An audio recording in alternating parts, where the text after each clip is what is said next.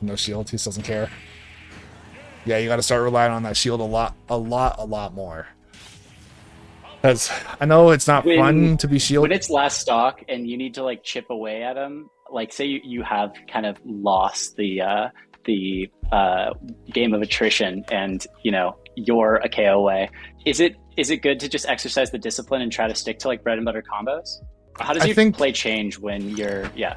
I was gonna say I think you well if you're at a high of a percent and you could die from anything, you have to start valuing fear, which sounds like almost not practical because like why should I play scared? Well, it's like if you don't play scared, you're either gonna throw something out and be wrong, or you're just gonna straight up die because you're not shielding.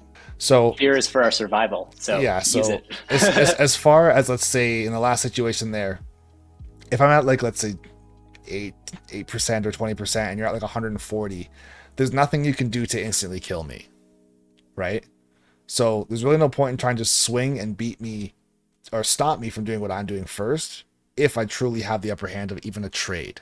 Like if I were to F smash and you forward tilt and we trade, so okay, you hit me, but you're dead, so it wasn't worth it. But if I F smash your shield, now you could be up being out of shield or grabbing or going for nair out of shield, or yeah, up B or up smash out of shield, and slowly making your way back. The other thing you should be doing too is valuing your movement so you can actually get out of the way of someone who's trying to swing on you and try and kill you. Okay, so I'd rather see you play more elusive or evasive, more defense, provided that you're in a situation where it actually calls for it. If we are both relatively the same percent or on the same stock where it's like a last hit situation, if you give into fear and I could also just die out of nowhere too, if we're both last stock like 140% and we could both just die, and you start to turtle and start to run and shield a lot more, then you can lose because of that. Because unless I'm getting you off stage, or I don't know, I catch you for jumping out of shield, I catch you for rolling, something like that. And let's say I'm not scared for whatever reason, we should both be scared at the end of the game, right? But if like I said, if I'm at like 0 and you're at 100, I can afford to get F smashed at 0, right? I don't want to, but I can afford can't, it. and Yeah. so you can use that. Yeah. Yeah. So I'm not, here's the thing. If you're throwing a F smash at 140% and I'm at 0%, you're going to catch me off guard at the very best. Like, yeah, you'll get me. Good job, I suppose. But I'm definitely not dead. However, if you throw that F smash and I just shield it, you're 100% dead. Because I can just up smash out a shield. I can F smash you. I can go for a back air.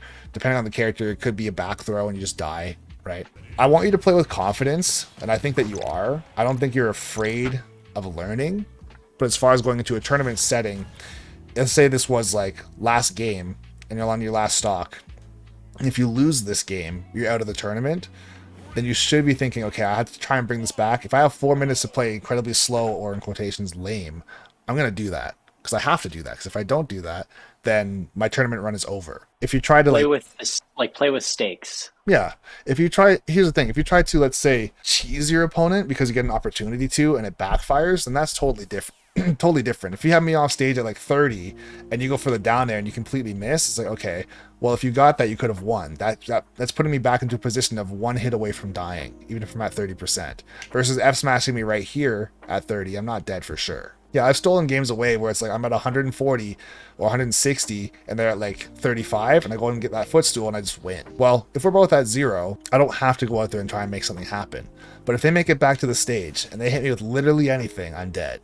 So I'm not going to give them a chance to make it back to the stage and try and make this, not even come back, but like try and let them seal out the game. If anything, I'm going to try and cheese them. I'm going to go super low and go for the footstool, or I'm going to go like super far off stage like this and get like a super far away fair. Even if I don't make it back, it's worth it if I can kill them. As far as like if I actually hit in them, that sense, you're kind of creating like an opportunity to make them the one who needs to survive before they even know it. Yeah. Yeah. That would be the definitions basically of like sealing the game away or going for a stock trade or cheesing someone is what we say in Smash. Essentially, like you had no right to win the game, but you did something insane and it actually worked. I would say as far as having those situations happen consistently on stage when you don't have to do it, those are when you're throwing the game versus stealing the game. Right? If I'm dashing back and forth and doing whatever and I'm shooting lasers and you're at 140 and you say, you know what, screw it, I'm just going to go in there, dash over a laser and go for an F smash. It's like, okay, if you hit me, then maybe you'll get a ledge trap opportunity, maybe you won't. That's totally fine. But if I bait you with the laser, but if I like whiff it like there, yeah, then I go for this into like a back air, you're just dead. It's like, all right, or I just go run up and go for an up smash, same thing. If you'd seen that I've been playing hungry and I like went for like a tomahawk and then a grab and then, you know, something just to chip away and then sort of like try to dash back. Yeah, I'll try my best this game. I think incorporate it. What you're looking to try and do if you're losing is go for bait and punish or hit and run. Take what you can get. Bait and punish, hit and run. Yeah. Okay. Take what you chip can away get. At him. Exactly. Chip damage, essentially. So if I make a mistake and I go for a grab or I go for like a kill confirm of some sort and I try and kill you and I miss, if all you can get is a dash attack, then you take that dash attack and you play essentially for stage and then get your ledge traps and try and catch me in situations where I can't just kill you for free. Because if I'm hanging from ledge, if you're at like, let's say 200% and you're ledge trapping me, if I go like this and I catch you with an up air, then yes, you will die. That's the only way you're dying from the ledge. Unless I, like, let's say, go for like a wall jump back air like that. But if I'm actually hanging on the ledge, I can't back air you from here. I have to like go like that.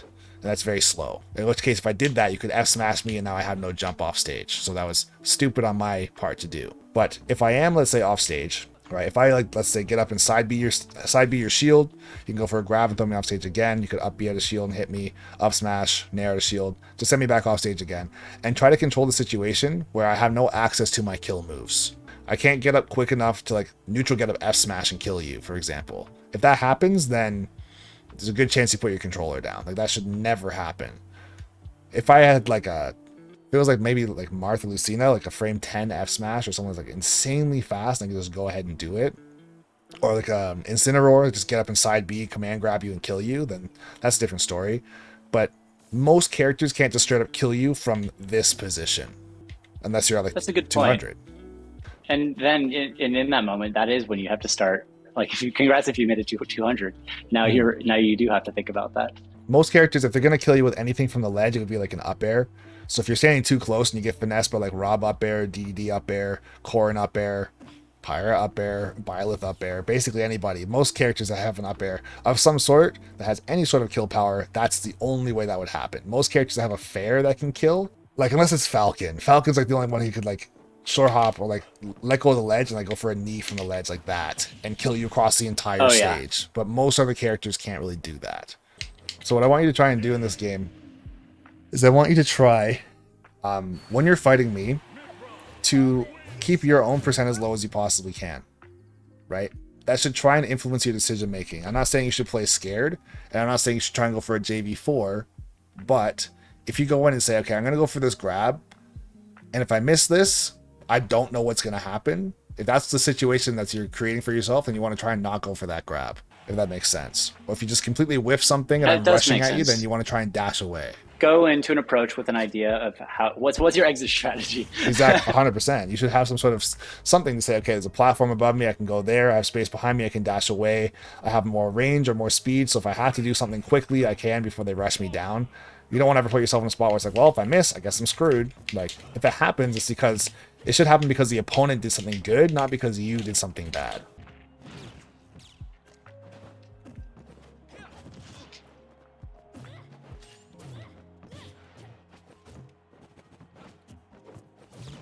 Okay, the biggest call in the entire world. Oh man, that's supposed to be an F smash. This full hop RAR, or not RAR, B reverse laser to call it the up B. I mean, I guess it worked. Oh, please turn around. What am I doing?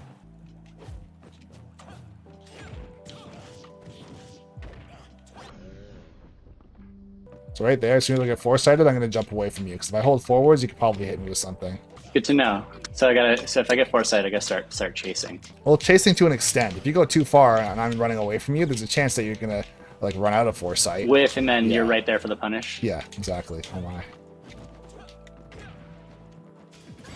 Oh, okay. I just did it. So that don't clank. I mean, it did clank, but not in the way you were hoping. Because there's, well, I guess... Clanked with my head. Yeah, I was going to say, I guess there's, if we were to be very nitpicky, there are clanks and there are trades. That was technically a trade. That was a trade. Yeah, a clank is when both of us don't get Clank hit. is hitbox hits hitbox. Trade is hitbox hits hitbox, and reciprocally. Yeah. Yeah, so if we clanked, we would have both like done that step back where we both are like frozen for a second, but no one actually got hit.